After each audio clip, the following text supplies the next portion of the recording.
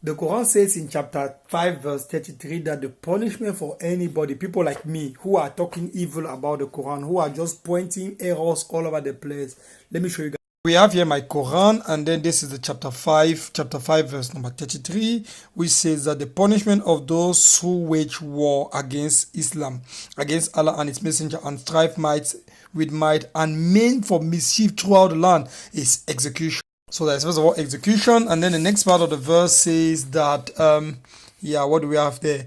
And the crucifixion, the cutting of hands, the cutting of feet from opposite sides, and then exile from the land, and then disgrace in whatsoever that is reaching them. Yes, and all these guys. And then we have chapter 5, verse 60, verse 50 something, 51, who says, "Oh, you who believe that you guys, Christians, Muslims, are not supposed to take Christians as and Jews as their friends or their protectors in no circumstance." And then this is exactly the topic, and this is exactly the place where ISIS is actually taking their energy from. So we have like these kind of things. All the chapter 9 of the Quran, all of this chapter is very, very. This is my best one, guys. This is my best one here. My best verse, chapter 9, verse 29, which says, "Fight those who believe not in Allah or the last days. Hold them for you, and then and messenger." No, acknowledge the religion of truth until they pay the jizya. So you come.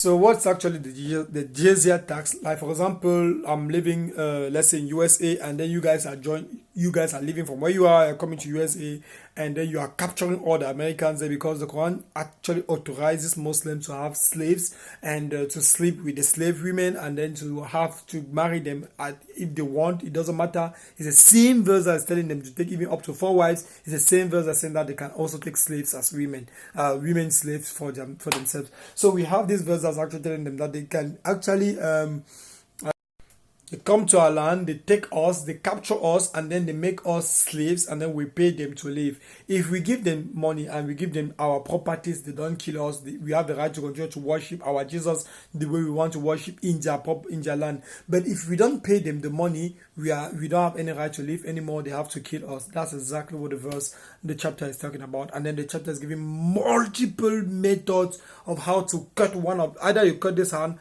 or this leg, or you cut this other leg or this other hand. So that's how they do. They behead us and then they boil us in that whole chapter. I'm going to show you guys in the next video. Subscribe to my channel, to this page, and then you guys can see.